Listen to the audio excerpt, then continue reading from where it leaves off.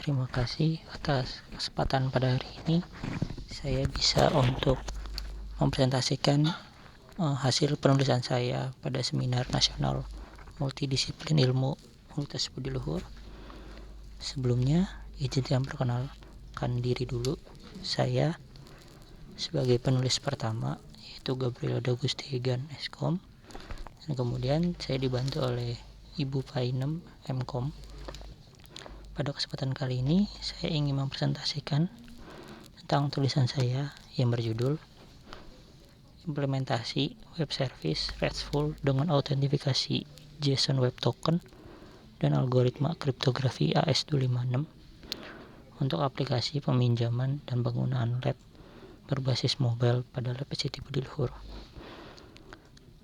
Latar belakang dari penulisan saya kali ini yaitu Lab ICT merupakan laboratorium komputer yang digunakan untuk praktikum untuk Fakultas Teknologi Informasi, Fakultas Ekonomi dan Bisnis, Fakultas Ilmu Komunikasi, dan Fakultas Teknik. Yang kedua, dalam peminjaman lab sering dijumpa berbagai persoalan seperti keterbatasan ruang, kapasitas ruang, spesifikasi atau alat penunjang setiap ruangan, dan tumpukan waktu. Yang ketiga, itu adalah masalah yang terjadi pada saat peminjaman lab masih secara langsung, yang mendatangi ruang asisten untuk melihat jadwal laboratorium yang kosong dan meminta asisten untuk melihat jadwal peminjam lab tersebut. Dan yang terakhir, dibutuhkannya sistem peminjaman yang menggunakan metode REST API dan autentifikasi JSON Web Token dan algoritma kriptografi AES256 dengan pengujian black box testing. Rumusan masalahnya yaitu bagaimana cara melihat dan mengatur jadwal yang tersedia agar tidak terjadi bentrok pada jadwal saat melakukan peminjaman lab. Yang kedua itu bagaimana cara mengamankan pertukaran data API pada web service dengan menggunakan algoritma AES256.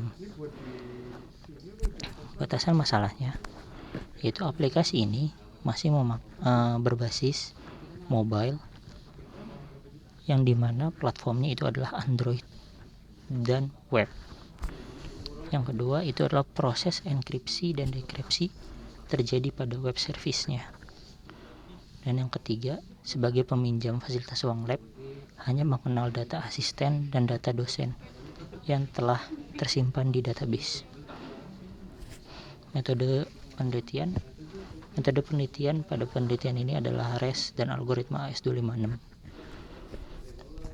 REST sendiri itu untuk membangun sistem peminjaman lab ini menggunakan metode REST yang digunakan untuk web dan mobile. Metode REST web service ini merupakan konsep permintaan antar state. State yang dimaksud yang digambarkan apabila user melakukan permintaan kepada web service, maka server melakukan pengiriman state halaman web service yang sekarang kepada browser. Kemudian juga menerapkan proses algoritma AES256 yang dimana data yang ingin dienkripsi akan disimpan berdasarkan kuncinya yang bernilai 256 bit. Data yang telah dienkripsi itu disebut menjadi ciphertext.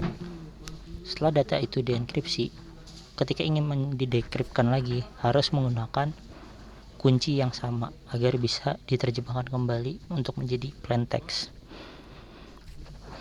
Alur enkripsi dan dekripsi AES256 pada penelitian ini yaitu user di sini adalah asisten atau dosen yang melakukan peminjaman, itu mengirimkan data ke web service yang bisa berbasis mobile dan web. Kemudian data tersebut dienkripsi. Setelah data dienkripsi, maka akan dicek apakah data enkripsinya itu memiliki kunci yang sama dan juga memiliki autentifikasi dari JSON Web Token. Setelah validasinya berhasil, maka data bisa didekripsi, kemudian bisa disimpan. Metode black box testing. Di sini pengujian layanan web service ini menggunakan metode black box testing, yang dimana yang telah diuji itu API login itu sudah berhasil untuk mendapatkan data user dan data token. Kemudian untuk API list lab itu telah berhasil mendapatkan data list lab yang kosong. Ada juga data mata kuliah, itu dapat mendapatkan list mata kuliah. Data dosen itu berdasarkan list dosen berdasarkan mata kuliah yang diajar. Kemudian data kelompok itu berdasarkan mata kuliah dan dosen yang diajar. Kemudian data jadwal harian, yang dimana dia bisa menampilkan jadwal harian yang ada di lab. Kemudian ada list jadwal sekarang, yaitu menampilkan jadwal berdasarkan rentang waktu pada kuliah tersebut. Kemudian ada API enkripsi data kuliah pengganti, yang dimana data kuliah pengganti ini akan dienkripsi, kemudian akan dikembalikan lagi ke user untuk bisa didekripsi.